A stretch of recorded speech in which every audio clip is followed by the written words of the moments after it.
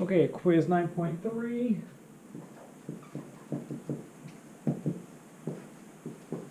Number 1, you get a restaurant, they're advertising 12-ounce steaks. You take a sample of their steaks, gather up the data, and is there sufficient evidence at the 10% significance level to conclude the average weight is under 12 ounces? So they didn't really say it's, you have to recognize this is a hypothesis test. You need to go through your possible types of tests. We do one for proportions, we do one for means, and then when you get to chapter 10, you're going to have also the chi-squared goodness of fit test. But as of now for chapter 9, you only have proportions or means, proportions or means. Are we doing proportions of things, percentages of the steaks that something something? Are we doing average something of the steak? We're doing averages, the average weight. Okay. So this is going to be a hypothesis test for means. They did not walk you through all the steps, but you still want to do them all. You still want to do first the null alternative. I'm going to do that. Then we want to calculate the test statistic. Then we want to do the p-value. Then we want to draw a conclusion based on whether the p-value is small, we reject, and if it's big, we don't reject. I'm looking at the cutoff of 10% significance. Okay, so I'm going to go through all that. All part of number 1 though, and walk you through it. I'll mention if this were on a test and you forgot the steps and forgot the outline of what you're supposed to do, I'll just flip to the test and find another test that I'm sure is there that has state the null alternative. It'll walk you through the steps. So look at that and then just remember that it's the same thing for means. Anyway, since it's means, our null and alternative will both involve mu, the average of all their steaks, the average weight of all their steaks. Our null is what they claim or what we assume it to be, the default. And our default is to believe everybody until we have evidence that they're lying. So the null is going to be equal to 12 ounces. The alternative is going to be some relation between mu and 12 ounces, but that's based on what you're testing for. Are we looking for that is greater than what they claim? That'd be good. Are we looking at if it's less than what they claim? That'd be bad. Or looking if it's not equal to or different from what they claim, which is, I don't know, neither good nor bad. Under, we're testing for what it's under. And that makes sense because, you know, you want to sue them if they're ripping you off. Anyway, our next step is to do the test statistic. T. Oh, we're not ready. I gotta list all the things I need. I'm gonna follow my own advice and figure out what I need. Let me look at the formula. It's T is equal to x bar minus mu over s divided by square root of n. I got x bar and s in that formula. I have mu, I have n. I like to list x bar and s together first because I'm going to group them together and say these are sample measures. Remind you that they come from your sample. X bar is your sample mean, the average of those 15 steaks. S is a standard deviation of those 15 steaks. So I'm going to grab those off the data using one bar stats in our calculators. So I already put it in my data in, but anyway, you go to your list, L1, you put 11.7, 12.3, yada, yada, yada. All I'm doing for that is doing a shortcut for finding the mean of those 15 steaks and the standard deviation. So once I get my data in, I'm going to quit back to the main screen, go stat, over to calc, right at the top, one bar statistics, hit enter. My list is L1, that's where I put my steak weights. My frequency list, I want to leave blank, frequency list, leave blank, and down to calculate and hit enter. And you can either go to you can round it to the decimal place where the data was given. They were all given down to the 10th of a ounce. You could, the guideline is usually to go one extra. I personally don't care about whether you do 11.9 or 11.87, but either one, make sure you're rounding correctly. It's 8666, so I'd have to round it up to 7. Make sure you're grabbing S, not sigma. Sigma is your population standard deviation, which we don't know because we don't have all the steaks to work with. S is a sample standard deviation, and that's what we have, a sample of steaks, 0.43. Okay, and you can use 0.4 if you want, 11.9, 0.4. The reason I say it doesn't, I've mentioned this before, but the reason I say I don't care how you round is because you never do this by hand. Everybody nowadays, especially, will just do it in software. You just enter those stakes in your computer, hit a button, and it'll produce a p-value at the end, and even tell you the conclusion sometimes. So that's what you work with in real life. The only reason I make you work it out by hand is to get the feel for what the process is doing, but I'm not concerned about getting super accurate answers because, again, you would be doing it in software if you needed super accurate answers. Anyway, just reminding you that I'm not encouraging you to be sloppy. I'm just encouraging you to focus on the structure of your argument. Mu. Mu is the population average weight of all their stakes, and they claim it's 12.0, and we can go with 12.0. We assume it to be 12.0 as they claim, so we're using mu. And again, make the distinction between mu being the population average, which they are telling you what they claim it is.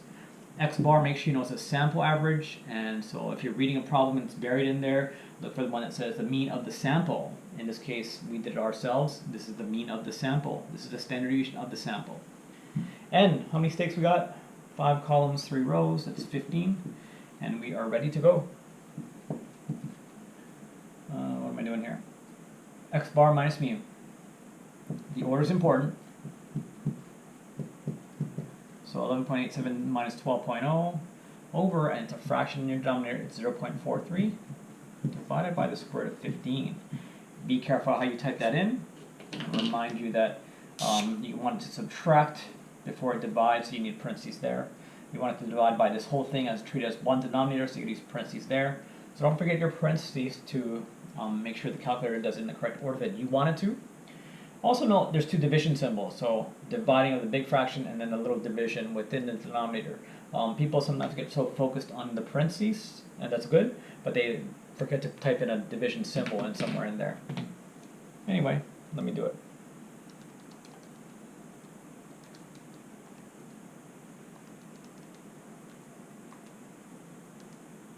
I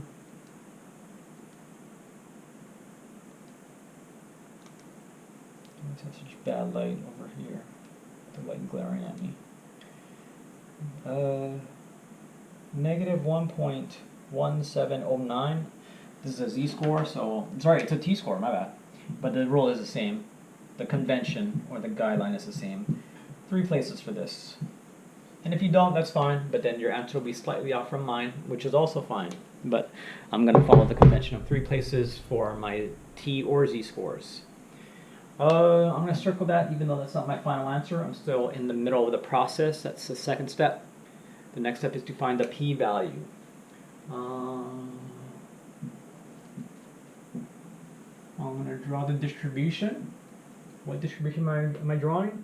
Well, this is my statistic here that I just did, and it tells you, I forgot to write it, but on your sheet it tells you it has a t distribution with n minus 1 degrees of freedom. So what I'm going to be drawing from my p-value is t distribution with 15 minus 1 degrees of freedom. 14 degrees of freedom. So T14 is a distribution. If you take a sample of stakes, 15 stakes, and the average of them is exactly what they claim, 12, you get a t-score right on the middle, 0. If you get slightly less than 12 as your average of your sample of stakes, it's slightly below it. If you get it way below, it's way to the right, and the further away it is, the more likely you are to call them out and reject their claim. How far out is this? I don't really know how far it is, but it's definitely on the left. And to gauge how far or how unusual it is, we're going to find a probability of getting something within that tail that's below negative 1.171. That's my p-value. That's what I'm going to use as a measure of whether I reject or not reject, how rare it is for this average to come out by random chance. Is it random chance, a sheer coincidence, or are they ripping us off? That's our question that we got to work out. What am I grabbing? Okay. T distribution. So T CDF is what we're doing to do our p-value. My lower bound is a negative infinity, so negative 10 to the 99 is what I'll use. Negative 1.171, my t-score. And 14 degrees of freedom. My one parameter for my TCDF is all I need.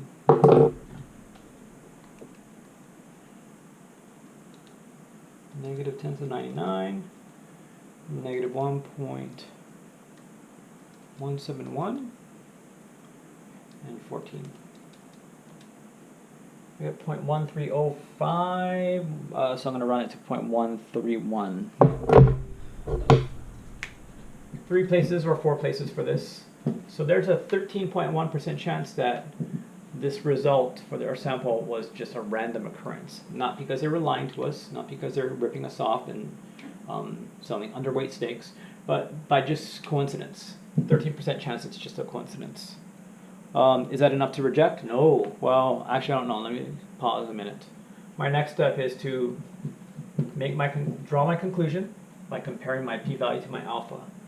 My p-value is 0.131, 13.1%. My alpha changes, but regardless, this is higher than all the standard ones that we do. It's higher than 1%, it's higher than 5%, it's higher than 10%, which is the standard we are using here. In all those cases, we would not reject. That is not enough evidence. You reject when your p-value is small. When it's small because your stake weights were so low that you start to suspect they were lying. Here it's not that low. 11.87 apparently is just a little bit below what they claim, and it's not enough for us to conclude they were lying. We think it was just a coincidence that we had a slightly underweight batch of steaks. Okay, that's it for number 1. Okay, do not reject. No, if you want to answer as a no, you have insufficient evidence to reject. You have insufficient evidence to sue them for false advertising. We believe them, essentially, that their steaks average 12 ounces. Okay, that's number 1. We got some follow-up questions. Number 2 is just an error. Oh, I should have left it up. 3 and 4 we could talk about because there's a homework problem like it, and I do want you to work through that. Even though you have the answers, it's a struggle to think it through, and then we're going to go through it on this quiz. And I'm actually going to go over those 2 problems after the end of this quiz in this video. So stay tuned for that, because I do want you to get an idea of this idea of evidence, strong evidence. But first, number 2. Suppose the average weight, mu. I'm summarizing it. Suppose the average weight of all their steaks is under, they're saying, 12 ounces. Note that I erased it earlier, but our null is that they're equal to 12 ounces. Our alternative is it's under 12. We did not go with the alternative. We went with the null, but that was our decision to not reject. But putting that aside, this is telling a hypothetical scenario. Suppose their average weight is under 12. What is that saying about HO? Is it true or is it false in this hypothetical scenario? Suppose steaks are under 12, that means the null was false. It's not 12 as they claim, it's under, so HO was false all along. That's what they're saying here. Suppose HO was false and their steaks were underweight. What did we do? We did not reject. It was false. We should have rejected it. We should have sued them. We did not. That was a wrong decision. What type of error? We're looking at error things. I think I know this. So it's false, and then we did not reject. I think it's type 2. Type 2? Yeah. That's it. It was a type 2 error. Well, we have a false null hypothesis, and the company's lying to us, and we don't reject them, and we don't sue them, or we don't call them out. We're letting it slide, and that was a wrong decision. Okay, 3 we got to talk about, and 4. So I'm going to erase, and I'm going to draw a big picture because I want to do some details on this. So you have 3 choices for these scenarios. Our decision here was do not reject, and then given things changing, certain things changing in different scenarios, we might still not reject. We might switch our decision to reject, or we might not have enough information. Because for these problems,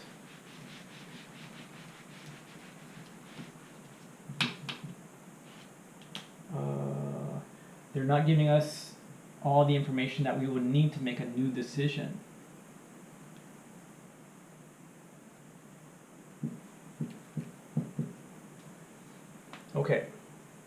So let me sort of summarize what we just did.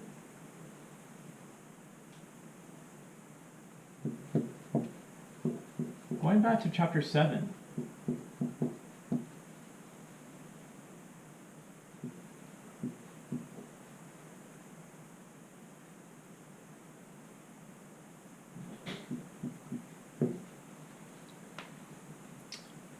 When you have an average of a bunch of things, let's say steaks that average out to 12.0 ounces, and then you take a sample of 15 steaks, and you average out their weights. You don't always get 12. Sometimes by random chance you get something below, something above. What we got last time was 11 point. What did we get last time? I erased it. I needed some of the information. 11.87. Now, you can get your p-value off this distribution. It's just a tail probability of getting something that or below. We don't actually do that. We jump right into the t distribution. So we go one step further without even looking at this. And we go to our t distribution with 14 degrees of freedom. And then we translate this to a t-score. Similar to the way we translated things to z-scores in chapter 6. Same idea. We didn't do it though. We didn't do a whole chapter on these though, but we are doing it in this process when we get that t-score as part of the test statistic. That's what we're doing, translating that to a t-value.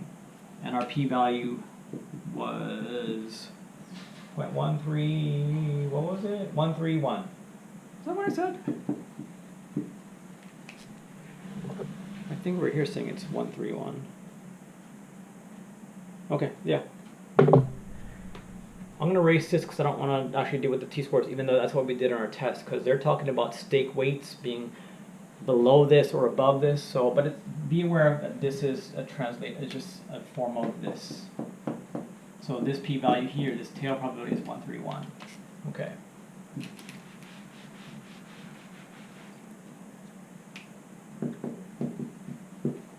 And to recap, what we did was we compare our p-value to a 10% significance level. And because it was above it, we did not reject.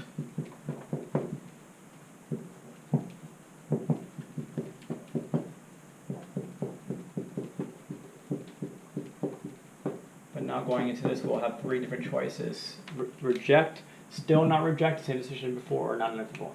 Again, with the 11.87 ounce weight and that p-value, we did not reject. That was our decision. Okay, now we're going through a couple of hypotheticals, two specific hypotheticals. Suppose everything is the same in your computation, so your sample size is the same, your standard deviation is the same. Oh, by the way, we didn't know what it was at this stage, so I put it blank. But the idea is there is a distribution. We don't have the details to do it, but we know that 11.87 gives a p-value of 0.131. Now, if everything's the same, what we get, so this is number 3 we're doing.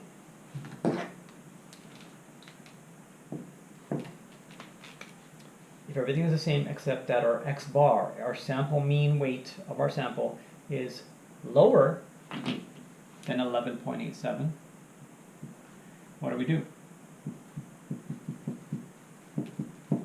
Do we reject, do we not reject, or do we not have enough info? I put it in that order, and then the number 4 is doing higher mean. I'm going to skip to number 4. That's easier to explain. Now I'll backtrack to number 3.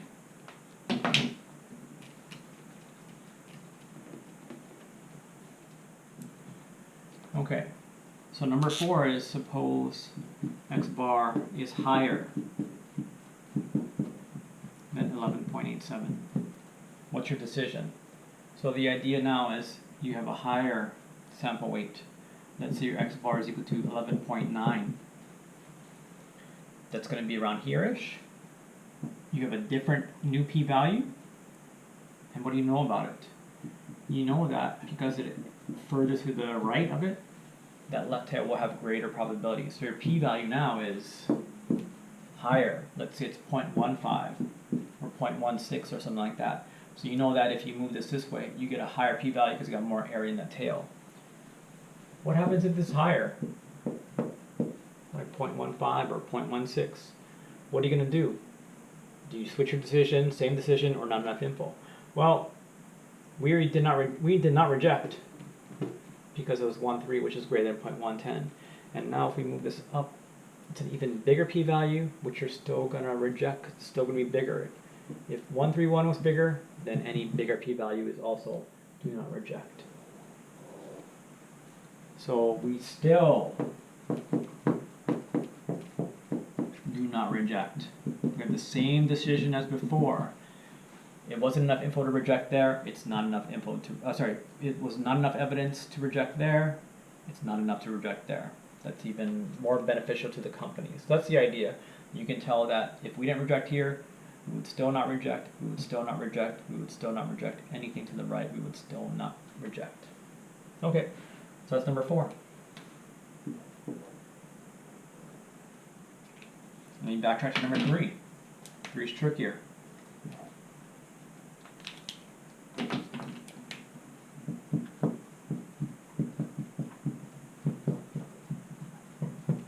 This time it's saying suppose you got an X bar that's lower than 11.87. Let me clean this up. Start from what I had before.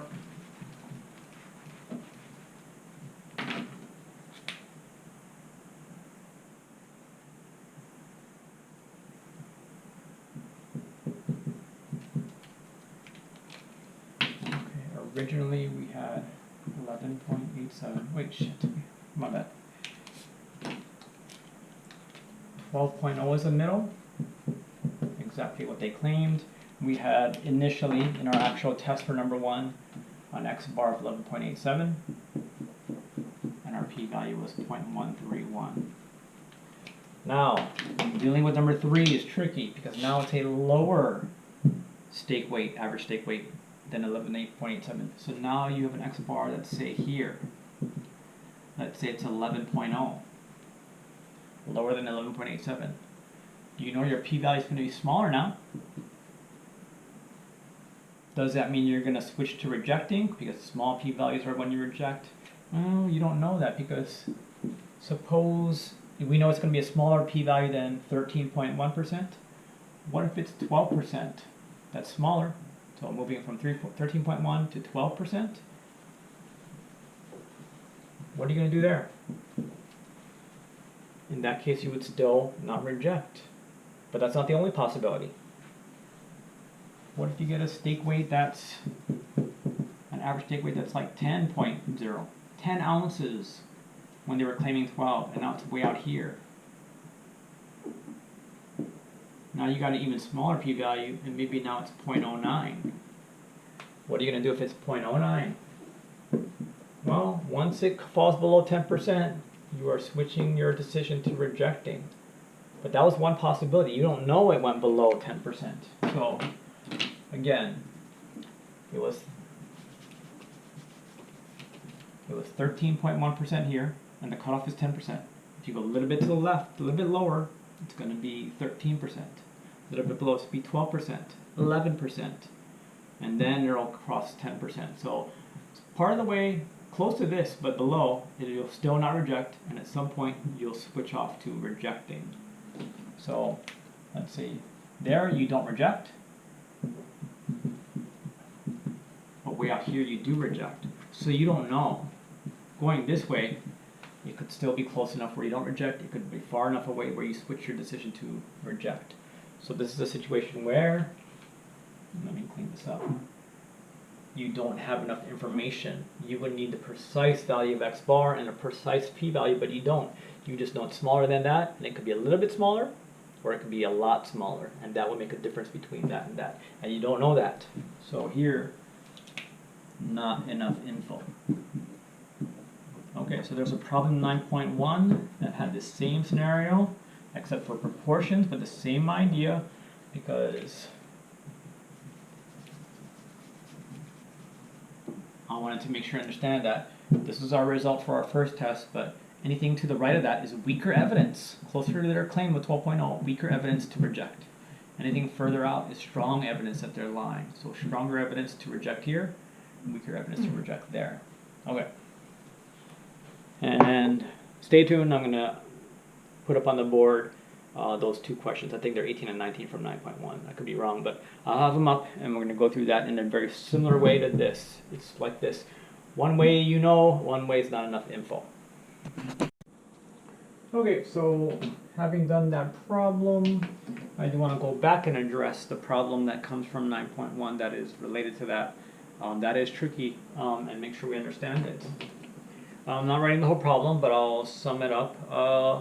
Apparently, in 2011, 50.6% of Mexican Americans had a favorable view of the United States.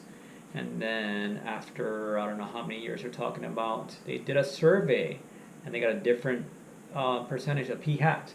So they said if we get a p-hat of 558, which means that it's now higher according to the sample, is it high enough where we would reject the null?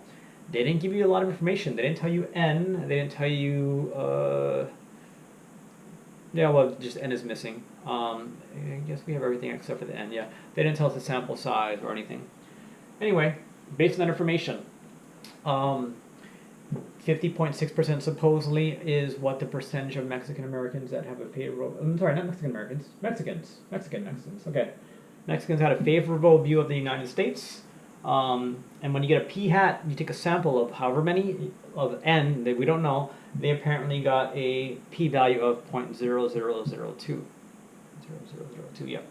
Okay, and that means we reject at the 1% significance level. This is 9.1 where you're first getting a feel for that. So that's far enough above that you now think that the opinions of Mexicans has increased. They've had a more favorable view of the United States. Is that Obama? Maybe because Obama got elected. Who knows? But anyway, it looks like it's legit data.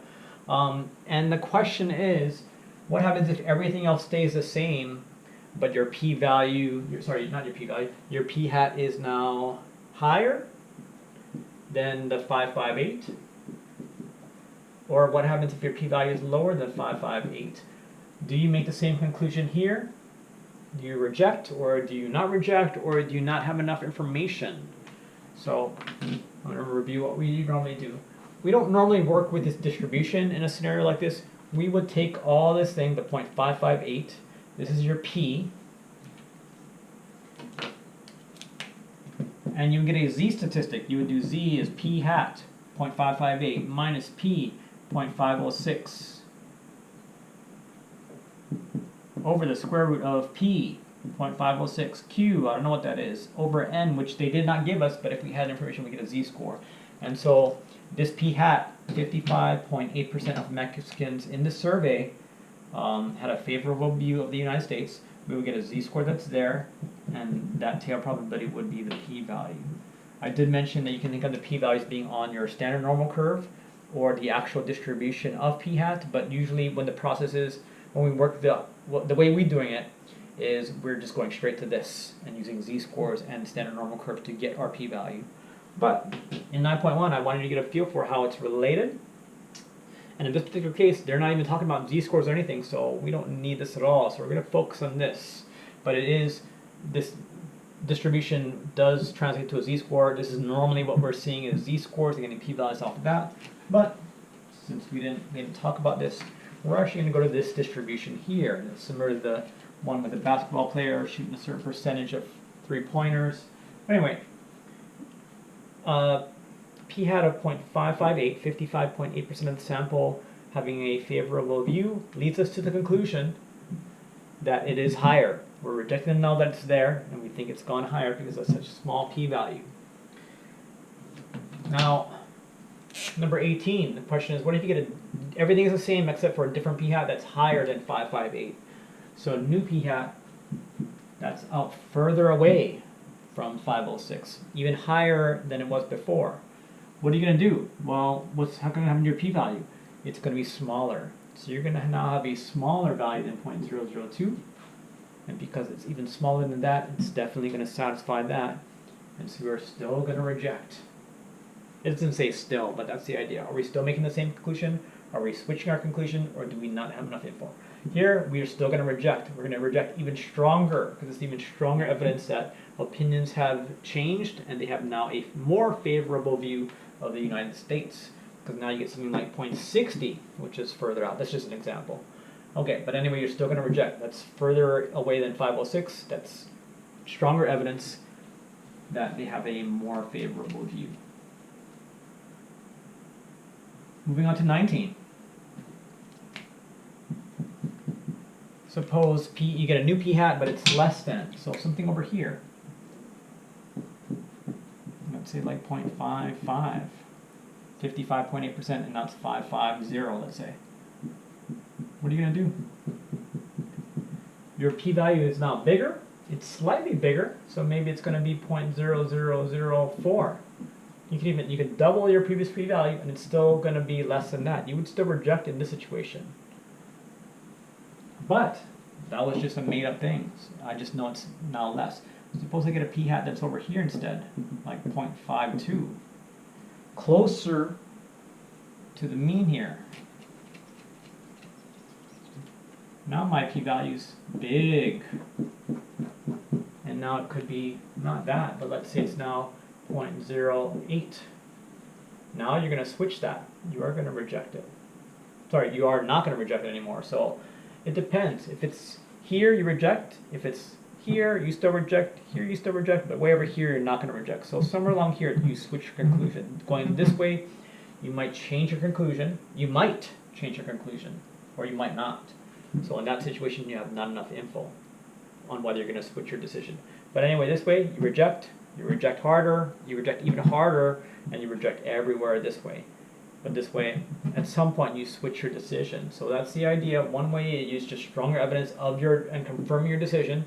The other way, it's contradicting your decision, but you don't know how far of a contradiction it is, so you don't know if you're going to switch your decision or not. So that's the idea. So that's 18 and 19 from the homework. I would like you to get an idea of that and understand that stronger evidence is further out on the tail, weaker evidence is that way, and that problem is intended for you to get a feel for that. It is tricky, I understand. But anyway, that's 18 and 19, and it's related to that quiz problem we just did. That's end of chapter 9, and then I'm going to do chapter 10 quiz. I did all my videos for the lectures, and I'm backtracking to do my quizzes now. So I'm going to do chapter 10 quiz, and then that'll be it, and I'm going to post the final.